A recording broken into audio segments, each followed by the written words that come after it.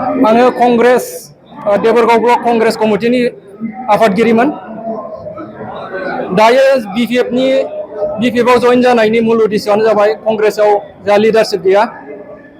खालि कंग्रेसआव दा बिटिआरनि आन्डाराव बरजन मोसाहारिल'नो खामानि मावगासिनो दं। कंग्रेसआव बरजन मोसाहारि बायदि 100 जन फैबाबो जेबो पार्टी बायदि जाया। नंखायनो ओरैनो कंग्रेसआ नाम मात्रल'सै। दा बेफोरबायदि गोदाव सोराव थायाबासिनो जोंहा फैगौ लकसभा बिसायख'थियाव जोंनि नैबे क'क्राझार लकसभा समस्तिनि जोंनि मानगोनां खाम्फा बरगयारी सारखौ जेने थेने देरहाहरनायनि सार्थआव जोङो फैबाय।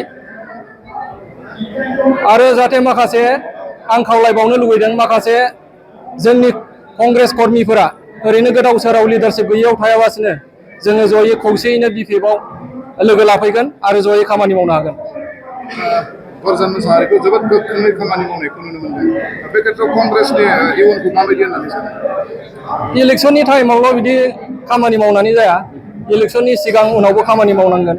नोङो ससियेल मिडियायावल' होब्लानो मोनसे खामानि मावनाय जाया। बेनि ग्रासरुट लेभेलसिम थांनानै मा मावदों सोर वार्कार बेखौबो नायनो गोनां दं। दा बुंनो थाङोबाथ' साबसेया कंग्रेस दङ बर'फोरालाय।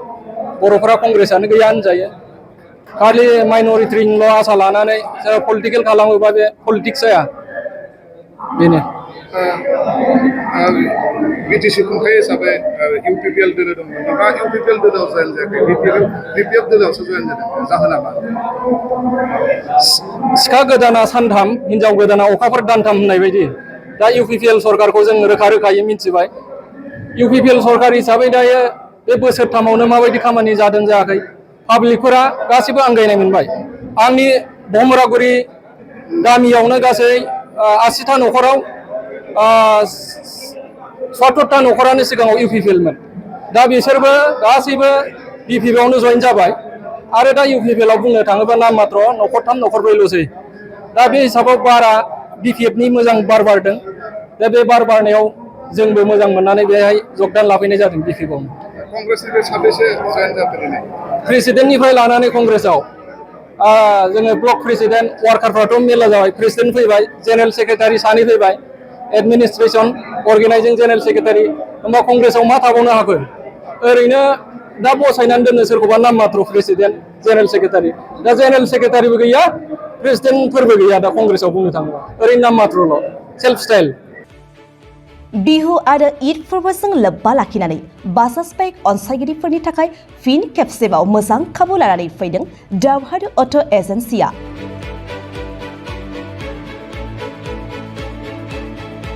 बिहु आरो ईद फोरबोजों लोब्बा लाखिनानै नोंथांमोननि खाबुनि थाखाय मार्च दाननि 27 अक्ट'निफ्राय फैगौ 30 एप्रिलसिम दावहारु अट' एजेन्सिया बिहु आरो ईद धामाका अफार काम एक्सचेन्ज मेलानि गेजेरजों बाइक अनसायगिरि आरो बायगिरिफोरनि थाखाय मोजांथार अफार होगासिनो दं।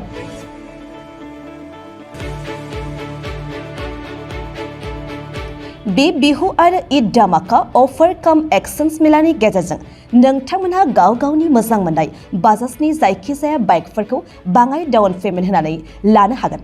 डाउन पेमेन्टआ 7,999 रांनिफ्रायनो जागायगोन।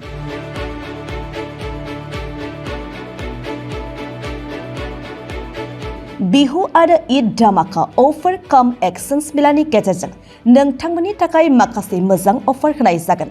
बाइकजों लोगोसे गंसे फ्री हेलमेट, 5 लिटार पेट्रल मोनफानायजों लोगोसे 7,999 रांल' डाउन पेमेन्ट होग्रोनानैनो नोंथाङा मोजां मोननाय बाजाजनि जायखिजाया गोदान बाइकखौ लांनो हागोन। बेनि अनगायैबो नोंथांनि जायखिजाया कम्पानिनि बाइक एबा स्कुटिफोर दंब्ला दावहारु अट' एजेन्सिनि सोलिबाय थानाय बे बिहु आरो ईद धामाका अफार काम एक्सचेन्ज मेलायाव एक्सचेन्ज एबा सोलायनानै बाजाजनि गोदान बाइक लांनायनि खाबुखौबो नोंथांमोना मोननो हागोन।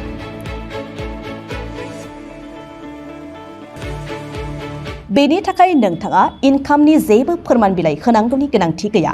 लोगोआव पेन कार्ड, आधार कार्ड आरो बेंक पासबुक होनायजोंनो बे अफारनि खाबुफोरजों बाजाजनि गोदान बाइक लांनो हागोन।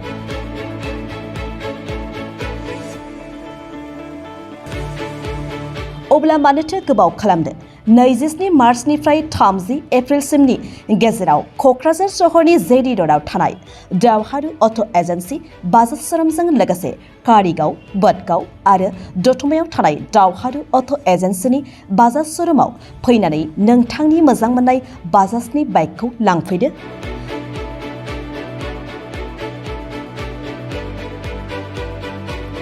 बांसिन रोखायै मिन्थिनो थाखाय 8822018193 नङाब्ला 6000399187 मबाइल नम्बराव फोनांजाब खालामनो हागोन।